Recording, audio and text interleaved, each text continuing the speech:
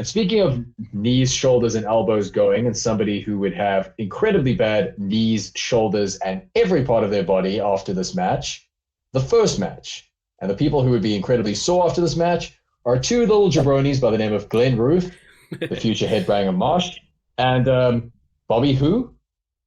No, what's his name? Bobby who? No, Bobby I mean who? the guy in the ring. Bobby, for God's sake, at the minute that I heard this guy's name, I knew that they were going to do that Costello thing of who's on first, who's this, and just Vince no sells it. We just can't deal with it. Yeah. I saw it coming from a mile away. I'm just so confident that my instincts were correct, and that's what they did. And these two sacks of flesh are unfortunately about to be turned into dust by my favorite tag team at this point, the Steiners. Once again, coming out to their fight song intro and not to Welcome to the Jungle or Swamp Dog, which I'm just letting it go at this point. Like, whatever, it's fine. We can't be talking about this every week at this point. So I think we just I have to know, let I it know. go. I'm sounding like a broken record. So the Steiners come out, Glenn Ruth and Bobby Who are in the ring, and we are introduced to the show by a striking ring card woman. It feels weird to say ring card girl. She's holding up a sign of a terrible pun, L.A. Raw, which is, a play on L.A. Raw, which is only marginally funny, especially because it's not L.A. It's just like I don't get what's going on point? here. I missed the pun completely. This might be an age gap issue. No, sure. No, there was a legal drama in the early 90s called L.A. Law, which was very popular. Oh, So I think okay. Vince was trying to piggyback on it being like L.A. Raw. While they're in But New York. again, it's like, Okay.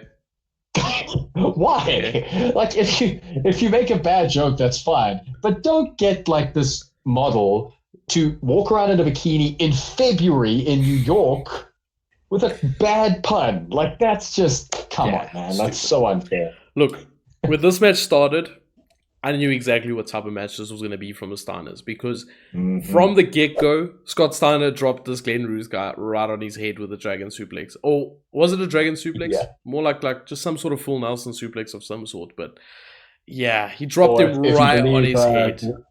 Yeah. if you believe Rob Bartlett, it was a Sir Admiral Nelson suplex, which I was like, yeah, fair enough. Though this was this was an insane match. Like what I really loved is just how it went like straight from a lockup into an arm drag, and then as you said, the Steiners wrestle like they're from 2024. It's 100%. insane. Like Yeah. the kinds of suplexes, the sort of arm wringer into an arm drag, the way that Scott hits the ropes, it's insane, and like you can just tell that these guys are just from another time zone. But I didn't have time, or I didn't have the concentration necessary to watch this fantastic match because I had to deal with what was happening on the outside. Macho Man Randy Savage, our best friend Rob Bartlett, and criminally indicted Vince McMahon on commentary. However, Macho Man's headset's not working. And this this technical issue is going to be a running joke throughout the entire show of Macho Man kind of chiming in like a bad Skype call and not being able to get a word in. How did they make his voice sound even more shredded than usual? How did they get that like, honestly, it sounded like he had been smoking for 100 years nonstop through that bad, I assumed he just phoned in or something, but that was terrible. Yeah.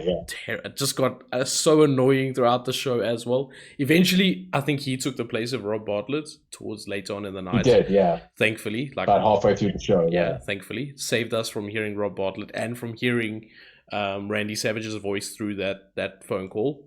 So, yeah.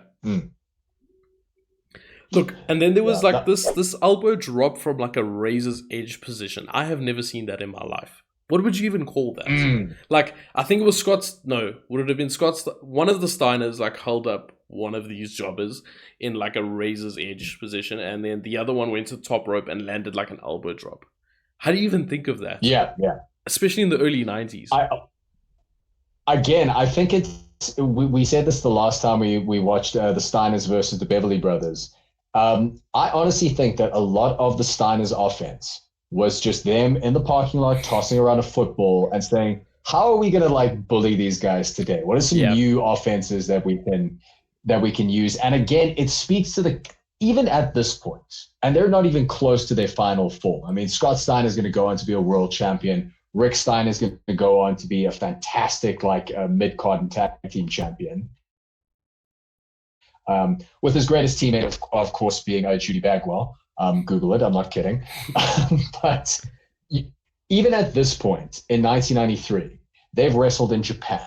They've wrestled in WCW. They've come up through the very, very harsh, like Minnesota territory. The Steiners come from Michigan, which is like the hardest place to grow up in America. It's like they're just made for this scene. And their technical skill, their power, their like stiffness, they're the perfect tag team at this point. And I feel so sorry for Glenn Ruth and Bobby Who, because this was just their night to get Bobby Person, the guy. I can't believe that they tried that joke in 1993 and that we're doing it in 2024. Some things just never die. But the one thing that we forgot to mention is that this show was preempted by the Westminster Kennel Club Dog Show. So I don't know if you remember the last show that we did. Yes. They said, just remember, we're not going to be on next week because of the Westminster Kennel Club Dog Show. Yes. And I know that you're holding your breath here, so let me help you out. Sally Lynn's condor named, let me see, what was his name? Robert took the gold medal. So, like, well done. And as I said in the last podcast that covered this, all I can think of is, man, that dog is just so dead now. Like, that dog has been dead for so long at this point. A lot of these wrestlers on the card are also dead, though. Yeah, pretty much. So same place as a couple of the moves that I pretty much. So a couple of the moves that I wrote down here was just an arm drag straight from a lockup. Is just that's so 2024. Like you just don't see stuff like that. Shoulder charge into an armbar, into a full Nelson, the razor's edge elbow drop, like you said, which is just insane. Scott Steiner, the air that this guy got to do a drop kick, and keeping in mind, this guy, he's probably about at this point almost 300 pounds. Yeah, I'd say so. Just leaping up into the air and hitting a drop kick at that height and velocity. It's ridiculous. Insane. You know, I saw a clip the other day of him doing what looked to be an attempt at a 450 splash in like the early 90s. Yeah. That is just crazy. Like he jumped and then he flipped and he landed on his feet and then kind of like dived towards the guy. But the intention was there to actually like land the 450. And I don't think anybody was doing a 450 before that. I think Scott Steiner may have invented the 450. It's probably just him and Ultimo Dragon at this point. But I mean, you take a look at Scott Steiner at this point. He's giving proper like Brock Lesnar in 2002 vibes. Like that kind of, yeah. Where does this guy come from? Just raw power and athleticism. Yeah. Pretty much.